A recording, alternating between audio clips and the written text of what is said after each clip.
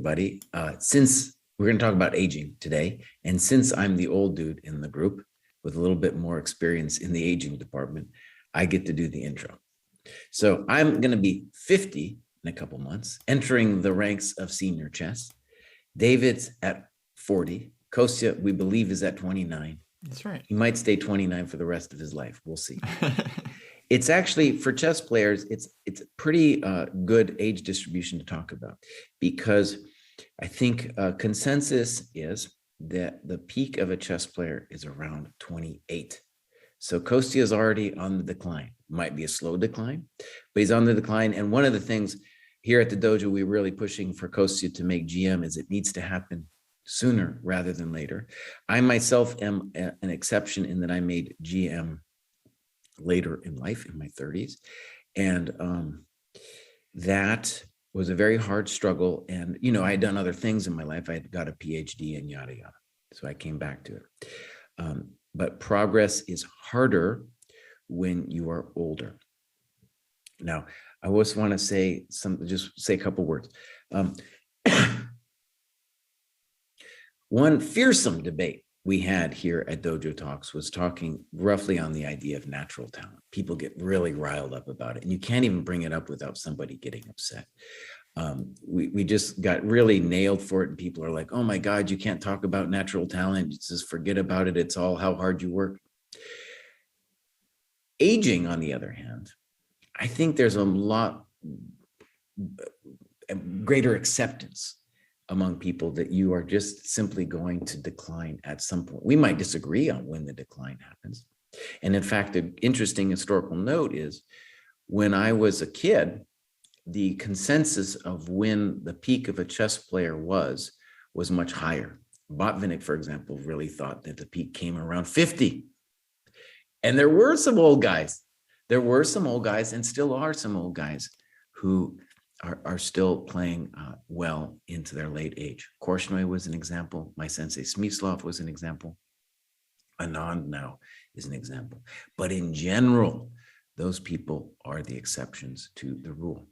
Now, obviously, I'm a lay person when it comes to cognitive science, but something a neurologist friend told me that made a lot of sense to me is that you can think of the brain as a controlled electrical storm.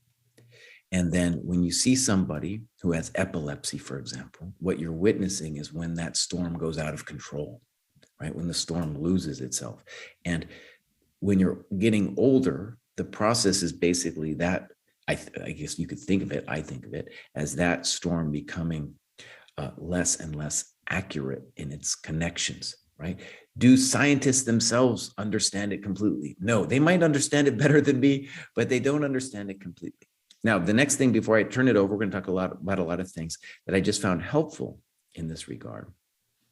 Is there's a study out there that I'll link to in the YouTube the description of baseball players. And baseball players are talking about, they were actually using chess players as their example. Chess players, by the way, are the guinea pigs for cognitive science, and they've been so forever. And the baseball players is an interesting counterexample to us because of all sports, like it's the least physical. Like you can imagine, you can be completely overweight and be a great hitter, for example.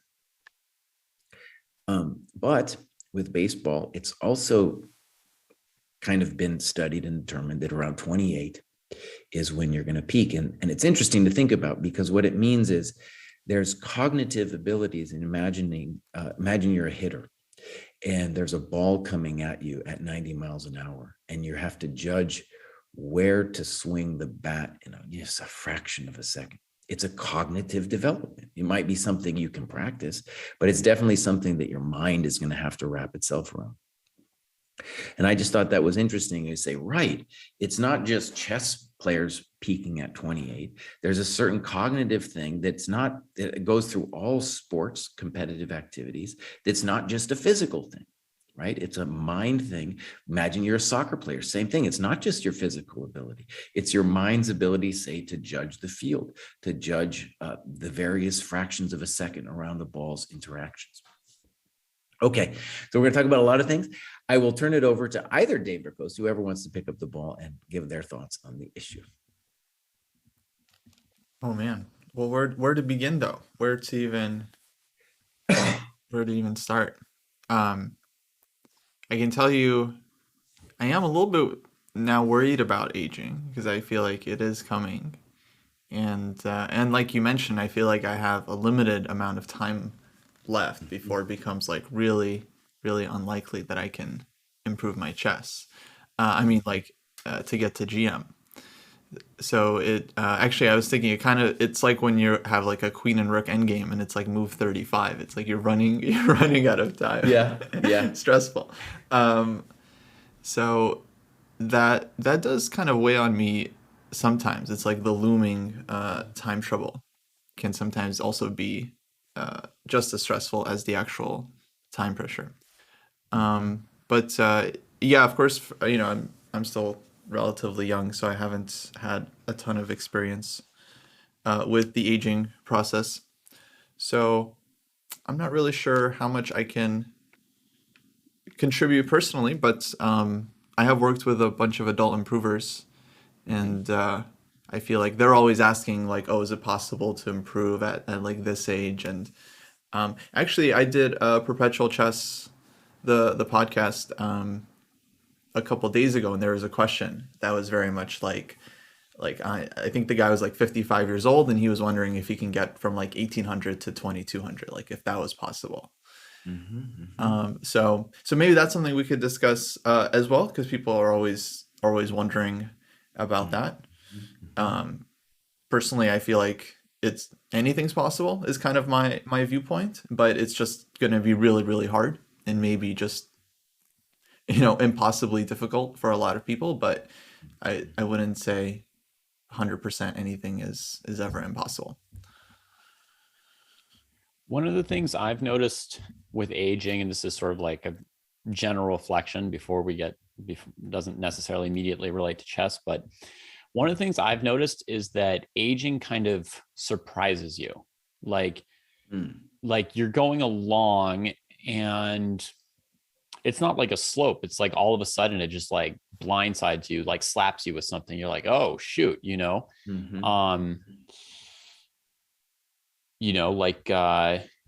you like walk up a staircase and like gasp for air and you're like, what? Wait, it doesn't take that much air to go up a staircase, or you like stretch and something pops and then like you can't use your arm for like a month instead of like an hour. And where did that come from? And I imagine that like the future indignities before me will also continue to sort of surprise me. So things will be going along like just fine, let's say for like 80 or 90% of the time. Like you could sit at home and you're like studying some book of chess and you're like, yeah, I'm still like learning, I'm still like improving, I'm still like getting something, and then, something just falls out of your head, right? Like you go to the tournament and you get like the queen versus rook endgame and you can't even remember what Jesse taught you after you practiced it with Kostya, right?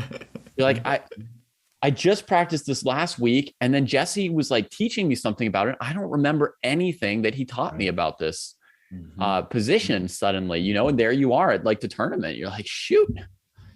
So I think like how much it's going to hamper you is going to tend to be more than you guess or estimate, right? Like when you think about like what you can do, what you can work on, what you can get better at, and then like how it might hamper you, you're going to underestimate like the problems it's going to throw your way. You're going to feel like, okay, like there's this known problem, I don't remember my opening theory as much, but I'm going to compensate by playing this old man opening. And, I've improved on my end games. So like, if I get into these kind of equal end games, it'd be no problem. And then you travel to the tournament and, you wake up with a sore neck and like, you can't like sit properly at the board or something. And it like keeps distracting you, like it's going to like hit you with stuff that you didn't see coming. And so I think you'll always be sort of like underperforming what you imagined for yourself you could still do. That's sort of a guess, but okay. Yeah, let me say two things about both myself and students I've taught who are older. one of the key strengths of chess players is memory. Now, one of the great things you can do just for fun is go on YouTube and look at the memory tests that Levon Aronian and Vishy Anand and Magnus Carlsen do. They're testing their memory about positions. It's stunning. It's like these people have a supernatural ability to remember positions, like show a guy a position. Who played it? And they can name it. I can't do it. I was never able to be that level. But what I want to stress is every chess player is using memory is one of the features of a good chess player. It's not the only thing, but it's one of the features. And it's, for me, in aging, I think anecdotally and other people, it's also true, is it's one of the first things to go. And for example, David I'll just put in my own words what I feel like David is describing. You've studied some opening, and then all of a sudden it's in front of you on the board, and you just have a blank. You just have a complete blank, buddy, about what the complications in that position are. You're just like, what? I just looked at this, and it's just like, it's gone. It's gone. And so one of the tendencies with older players is you'll see that with openings, they'll try to simplify things and they'll try to make things easier. There's a great debate on the internet. Should you play the London? And people get really upset. Now, there are various ways to play the London, but they're basically, let's call them system openings, where people don't have to memorize too much and things become more intuitive. That's the old man style. And when you look at senior tournaments, which I'm going to be hopefully playing in soon, that's more of the kind of chess that you're going to see than the highfalutin, very quick, that tactical chess. So that's one thing you see. And related to it is when you talk to older guys, when they talk about their game, they'll say the reason I'm dying here is because I'm blundering. Now, everybody blunders. You saw Nepal blunder. Everybody blunders. There's no getting around it. But to play for several hours at a very high level and to not miss stuff, it's very difficult whether you're a senior or not. And that's the kind of thing where if you just miss the simple stuff, you're just going to go down in flames. And that's already definitely started to happen to me now. And that's when you look at the vast majority of people who are not Korchnoi and Smyslov and Anand, that is what is happening when they reach, especially right around 40, right? They're going to start blundering too much. And then it's psychological as well, because once you feel that loss of control, after you feel like you've been at a high level, it's very hard for, let's say, Karpov. He goes out there and he's just getting beat by all kinds of chumps. It's very hard then psychologically to be like, I had a place in the world and now that place is gone, right? I don't have that same spot that I occupied before. So it's not just, the loss of skill, it's that loss of place in the world. And that happens not just in chess. You see people who have, let's say it's extreme with early onset dementia, where all of a sudden you just completely have lost your place and people are just, you fall into disrespect with the people around you. I have a related point with maybe a question for you, Jesse. So like another place where that confidence can affect you is just like your choice of what to play when you're playing at the board, right? So for example, I used to play, or still did at my last tournament, stuff like the King's Gambit, the Najdorf Sicilian, I think I may have disrespected somebody by playing the Dutch defense at the last tournament as well. Yeah. Right. And I had like 3 games with like incredible positions, playing sharp games, 3 games with incredible positions, playing sharply, aggressively. And I lost one of them in time pressure and drew the other 2 in time pressure. And one of the ones I drew, like I should have lost. Like I went all the way over the edge and my opponent didn't quite like find the way, and I got a draw out of it, but I should have been better earlier. And the one that I lost and the one I drew, completely winning. I mean, just like, if you were analyzing somebody's game, you'd be like, and here you're completely winning. We don't need to look more at it if it were your student or something, right? So when that happens, and then I had 2 other games where I traded queens in the first 10 moves and won both those games, including one of them I had a terrible position. You've analyzed it with me. I just like a miserable position and just gradually won the game anyway. Like when you do that, then you ask yourself like, well, do I need to like give up the tactical openings, right? Because even if I enjoy it, even if I play well, even if I'm crushing, like I'm going to blow it at some point, right? So that's the thing where that confidence like hits you. You're like, am I still allowed to play my chess? Is it prudent or not? And, you know, I wonder if you have any advice for me on that question, whether I should give up, you know, the way I used to play. I've got nothing against the new way of playing, but should I completely give up, you know, tactical malaise? I think that's a big thing, man. I think it's important that especially if anybody out there considers themselves an aggressive player and that's their intuition and that's what they enjoy, it's important to realize that you probably won't be able to completely change yourself into a different person. And it makes a lot of sense to me that Smyslov was able to go from a stylistic point of view deep into older age, because the guy had such a strong sense of just how to hold a position and it's not like he avoided complications, and it's not like he had got to stop calculating, but he was able to play a lot of the game without too much thinking. And in any game, you're going to have to calculate some, and it's going to get hairy. Even if you play positionally, it's going to get hairy, but you can play in a certain way where a lot of the decisions are more intuitive, a little safer. With Korchnoi, it's a little bit trickier because he was a tricky dude. The guy was evil, man. And Anand honestly is we can start talking about him because he's over 50, but he's not yet even close to where Korchnoi was or Smyslov. Korchnoi, just bear in mind, I mean, he was one of the top. He like regained a peak like in his 80s. He was like playing some of the top players in the world in his 80s.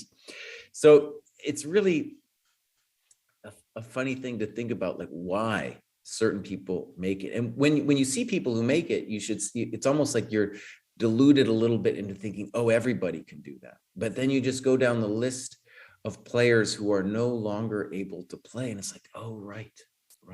Like one of the things I've been telling Kostya is there are loads of ex-Soviet players that can train you, buddy. They're just waiting for something to do because they don't play anymore, because they don't trust themselves, because they're going to blunder. They still have all of the chess understanding. They're still studying. They still enjoy the game, but they're not playing actively or very little because they're tormented by their own blunders and it's not fun for them anymore. Right? Yeah. So actually on that point, I was listening to Leiko, actually, his commentary at the World Rapid and Blitz. And he made a point about how a lot of the older players tend to actually do pretty good in like Rapid and even in Blitz. Like Anand was World Rapid champion, right? Like 1 or 2 years ago. And like Gelfand does well. Kramnik does well there. Like he was like 2nd or 3rd in Blitz or something. So that kind of goes to your point about the intuitive play. Like they still have all the intuition. Although that is a bit counterintuitive, because you would think as you get older, like your blitz skills would degrade. You know, well, and bear in mind, they don't have to hold the tension as long either. They don't have to hold the tension for 6 hours, you know, which is so hard when you're an older dude. So that's kind of a nice thing. On the Korchnoi point, I feel like I recall Kasparov saying that the reason Korchnoi did so well for so long was because he was very dedicated to analyzing positions by hand. Like I presume I'm paraphrasing Kasparov, but I guess like not using computers. But I think his point was more just like he would spend a lot of time on his games, whereas other players, I think he was comparing him to even Karpov. He would say Karpov wasn't as like dedicated to doing that analysis. So that could be something to think about, just the value of like just keeping your brain sharp. Seems actually as hard as ever nowadays, now that we do have the computer that can just like kind of do that work for us.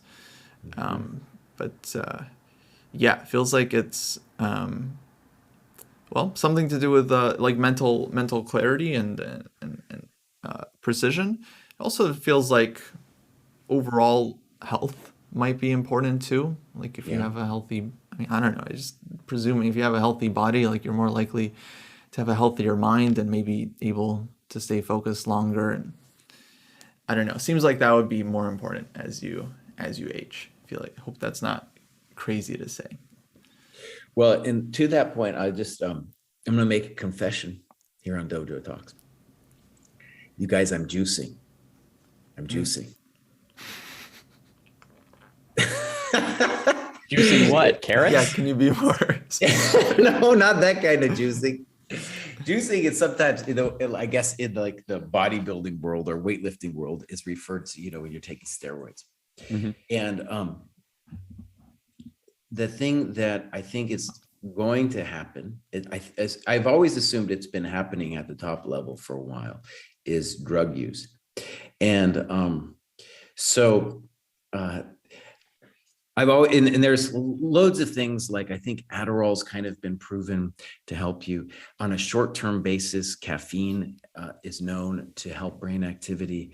That's, I think, something that's uncontroversial. I myself have always been a caffeine addict, especially I just enjoy drinking coffee and playing chess. If they banned it, it would be like a psychological crutch would be taken away from me, but also just a lot of the joy in the game, just because kind of like imagine the old timers associated playing chess and smoking cigarettes, right? I never did that, of course, but that was like a thing that was very hard for them to stop doing. It would be a similar thing with me stopping coffee. In any case, that's kind of been known for a while, though I think in the last couple of years, they've been able to prove it more numerically, right? That caffeine really does help your mind, at least on a short-term basis. So the thing that I've been juicing with is I've just, honestly, it's been like a week, so I can't even tell you guys the results. But one of the reasons I wanted to do this show now was just to admit that I'm juicing and present it as an experiment. So for, I guess, a while, the like weightlifting community has been using creatine, and I was never, I'm not interested in growing huge muscles or anything like that. But then recently it's been very widely studied, and it's been shown to also help the mind and clarity of the mind. So I'm now juicing with creatine, and we'll see how it goes. I've never, by the way, I grew up not in a hippie community, but I grew up in Santa Fe there was kind of like an austerity, kind of a distance from drugs. So there was already like a value problem for me just in doing anything. And for that reason, I'm not sure I'll stick with it, even if it gives me good results. But anyways, I think it's a thing where it's very interesting in terms of like what I see happening on the horizon, namely like, it should be said, like something like creatine, it's not like the doctors like have understood the brain and they were like, oh, I know what we can do to help the brain. Let's do this. No, it's more like people are just using stuff. And then by chance, really, they understood that there was this side effect of creatine helping the mind. And I think similarly for the weightlifting, I don't think they were like, oh, to grow, we understand how muscles are built, therefore we're going to use this creatine. No, that was completely by chance that they discovered it, like the discovery of penicillin, for example. In any case, I think what I'm trying to say is definitely as an older dude, I can say that drinking is a real problem. I generally don't drink. I can say that I had 2 drinks last night and it wrecked me.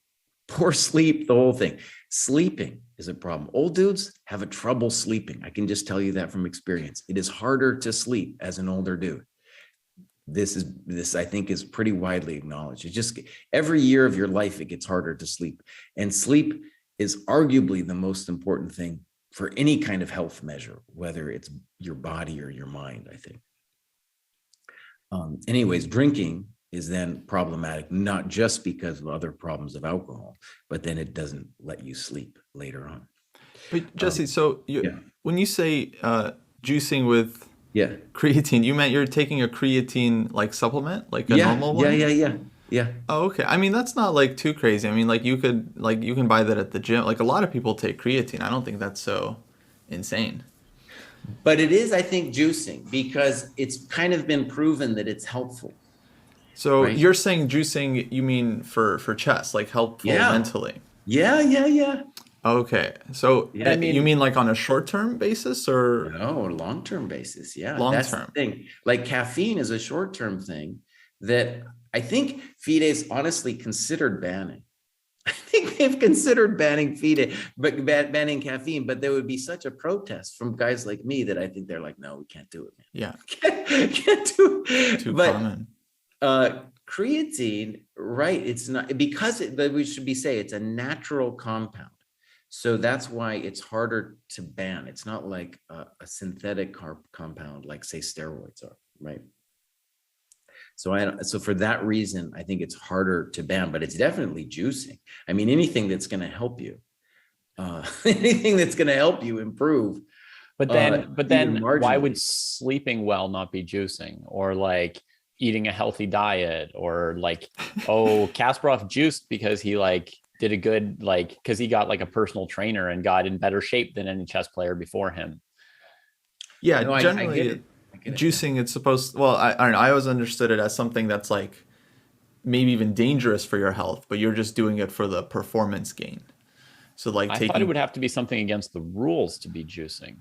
or yeah, Right. specifically illegal or I mean but I don't know, I mean there's people that aren't really competing that are juicing Yeah. because Yeah. they're Yeah. just kind of like pumping themselves up.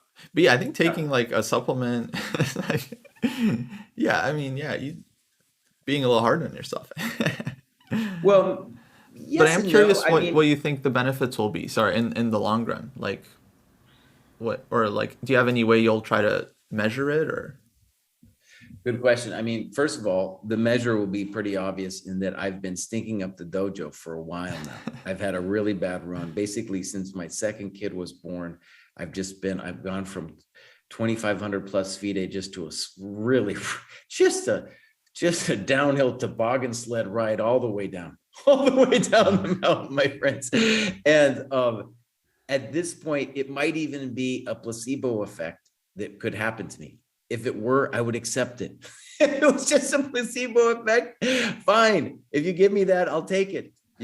But honestly, it's a little bit of desperation. There's an element of desperation in it that I would even do such a thing. Because as I said, there's a little bit of a hippie community that was anti anything like that that I came up in. And so even though I don't have those hippie values in me, there's something, little tingling sensation when I take something that feels like a supplement. A moral tingling that happens. But when I call it juicing, I mean, if it helps your performance 5 to 10% or something, I mean, that's a big deal. That's huge. And one of the things that's interesting about chess that I want to say that's really the people, I don't know, this is my experience of it, is the difference between a win, lose, and a draw can be a very fine line. Like just a little bits of pressure that you can put on an opponent, or a slightly better move. It's the difference. When you put it through the computer afterwards, the computer is like, oh, you were winning X, Y, and Z. But when you analyze the game and you're like, oh, if I just put this pressure here, if I hadn't spent an extra 5 minutes here, those things really add up. Especially not just in the one game, but then like, let's say measured over 30 games, your overall performance there. So anyways, yeah, just confessing, I'm juicing now. Is it illegal? Not yet. Not yet. Are there other drugs out there that are more intense? Yes, like the Adderall drugs. Those are known to be very effective. And those ones, I have a neurologist student. I have a student, an older guy. I've taught a lot of older guys, and he is like a very famous neurologist. And he was telling me that I should avoid it because it does have a negative feedback loop when you use those kinds of drugs, as I understand it. Right. So I haven't gone down. I'm not that desperate yet. I'm not that desperate yet, but I am juicing with the creatine. Well, Well, I hope it works out. Now, someone is yelling at me that coffee is a drug, creatine is a supplement. I think you could call it that, but what I just mean by that is anything that is proven to help you in a significant way. We'll see. I mean, there's no studies yet for chess players or anything like this. I think this is just studies using other cognitive abilities. But whether we call it a supplement or a drug, you know, it's still something that's significantly, hopefully, helping. Do you guys agree that 28 is sort of a peak age for chess? That's what I have seen, not only for chess, but also there's a study that I'll link in the YouTube that has 28, and then also for other sports and cognitive abilities at 28 is what we're looking at. But I don't know, maybe you don't agree. I was just thinking about it, because I mean, it's not that I am trying to doubt it or have a strong opinion about it, but I was just trying to think about it for myself and consider it. And I mean, you've had world champions who are younger than 28. You've had people hold the world championship past 28. I don't know. I think there's probably a distribution, right? If you're even if 28 is right, that would maybe be an average.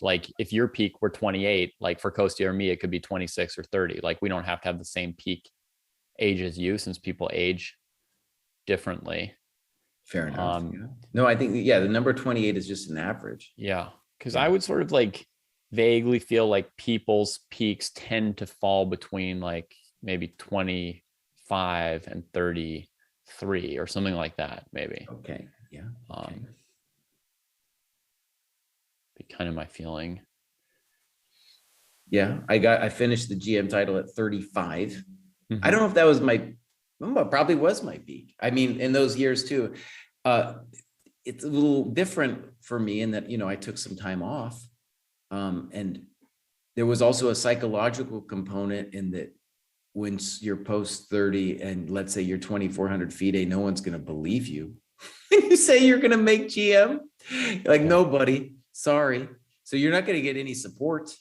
No one's going to give you a positive feedback. Oh yeah, buddy, I'm behind your dream. Go for it. No, nobody. It's over. That's why Kostya's got to get a move on, man. Yeah.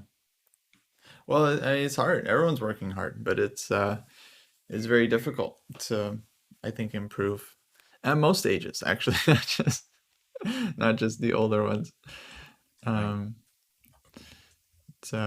Yeah, actually, I was just thinking,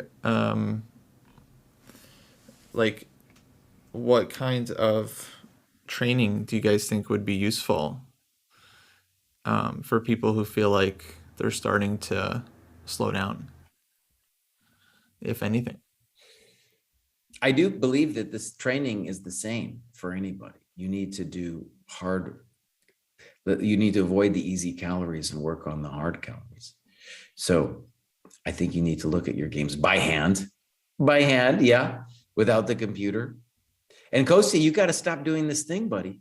You got to stop doing this thing where you show your game instantly and then do an instant analysis. No, buddy, you need to take your time, man. You need to take your time with those games, dude. Don't just leave it at that. Come back and work on it. He is coming back to them too, though. Yeah, I do come back to them, but you're saying because I do run the engine before doing the videos. Yeah, no. You're saying not to do that. No. Yeah. Kostya, you run the engine? Now who's juicing in the dojo? Who's juicing in the dojo, buddy? Come on. It's just how I've been doing it for many years. Maybe a separate topic. But in all seriousness, in terms of improvement, and this especially goes, I just say for myself and the students I've worked with, I guess I could say it's especially for old people, but there's no reason to think it's just for old people. And that is, you've got to do work that is hard. The easy work, stuff like Blitz and Puzzle Rush, is not going to build let's call it muscle memory of the positions and ideas, the vocabulary of positions, of plans. It's not going to help you in that way. And so you really got to dig for, new levels in there. And when you're older, right, there's this weird thing where you might be forgetting things faster than you're learning things. It sounds like cliche, but it really is kind of true. And so you have to find new ways all the time of approaching positions and ideas, and having like some wealth come into your game, wealth come into your game all the time. One thing I can say too, anecdotally, that I think is important for people listening is, I obviously, as an older person, one of the things you'll experience as a chess player is there'll be times of your life when you're not studying that much because life happens. And then, you get kind of tossed out of it. And that's where it's tricky, because you'll think, oh, I can just jump back in. No, my friend.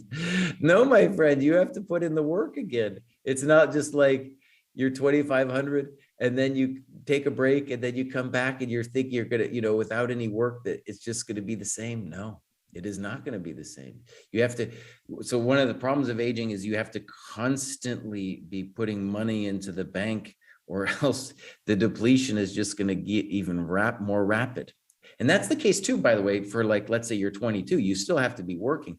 But what I'm trying to describe is that when you're older, because you're on the decline, you need to be putting more and more effort into just not only improving, but staying where you are.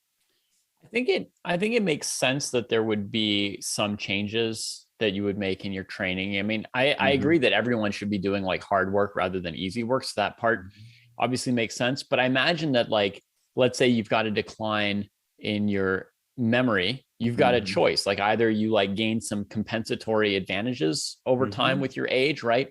Or you have to do something special to like mitigate something that you're losing or that's changing, right? So like, I mean, back to my question with my openings, right? Like I could try and do something to make up for my decline in like King's Gambit positions, right? Or I could embrace new positions, leave the King's Gambit behind. And that would constitute like a major change in my training, right? If I were, adopting different opening choices, and, do I give up on calculating wins and just try to turn every game into a smooth end game, right?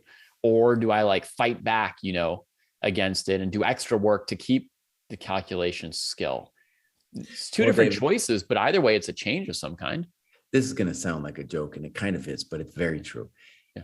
At any point in your chess career, if you'd just given up the King's Gambit, buddy, you're just giving up that thing, old or not, buddy, just giving up that garbage, you would have done so much better.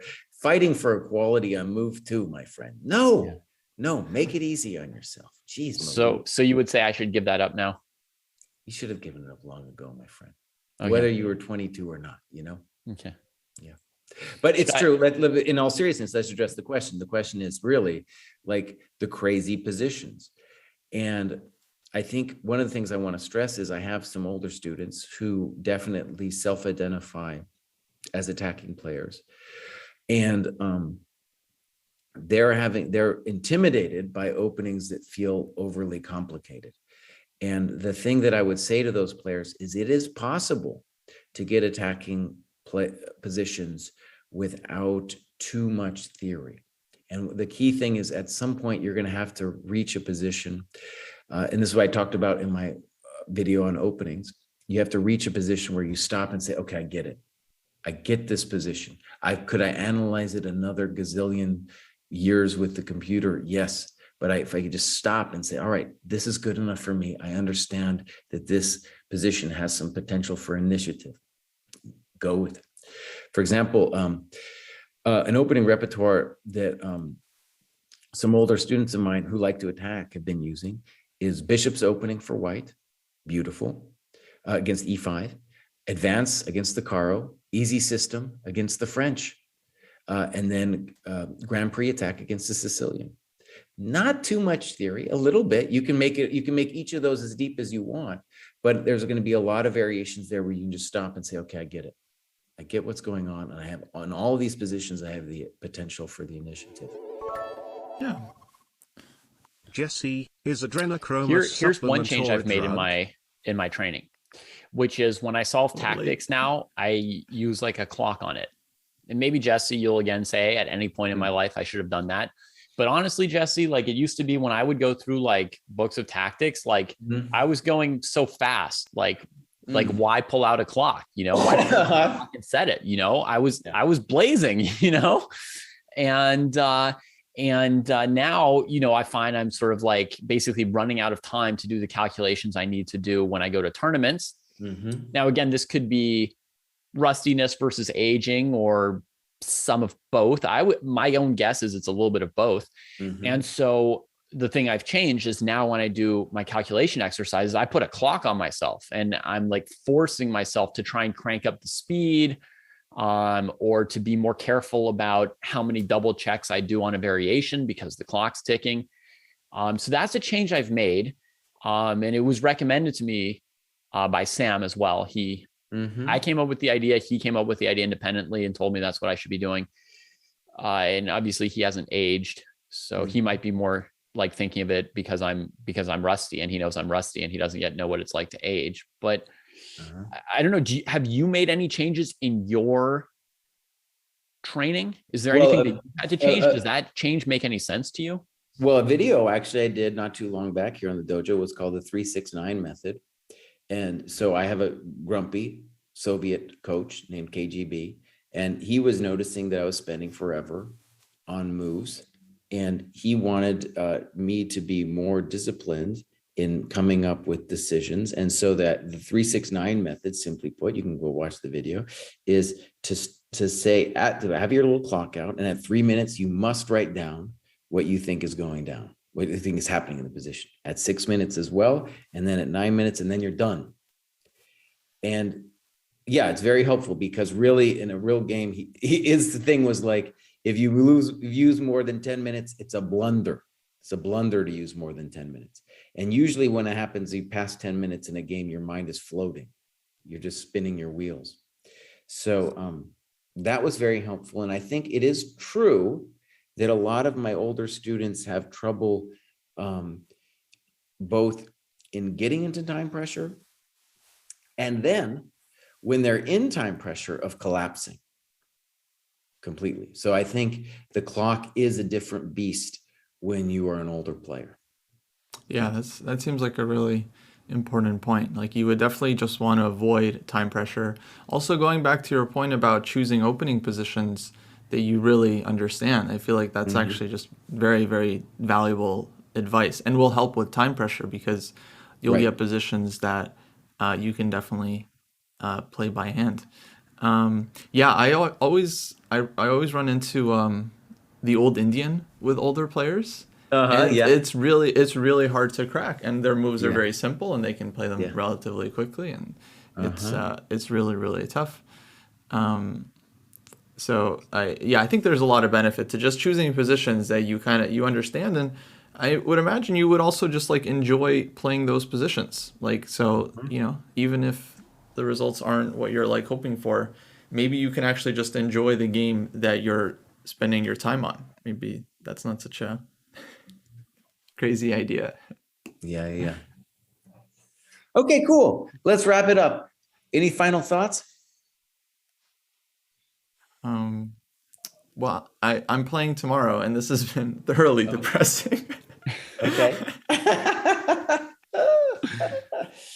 Yeah, Kostya, the clock is running on you, buddy. The clock is running on you. It's a horrible thing to think about.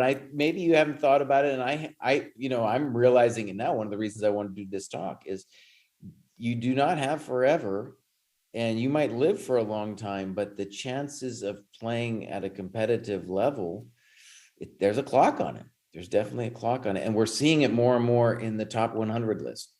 Is so few players now over 40 in that list. And we talked about in the podcast about Magnus. How long will he last? I mean, if he lasts much longer, then he definitely is the GOAT. There's no question, man. There's no question. You see these young kids coming up, they got skills, man. They got crazy skills, a new generation. Yeah.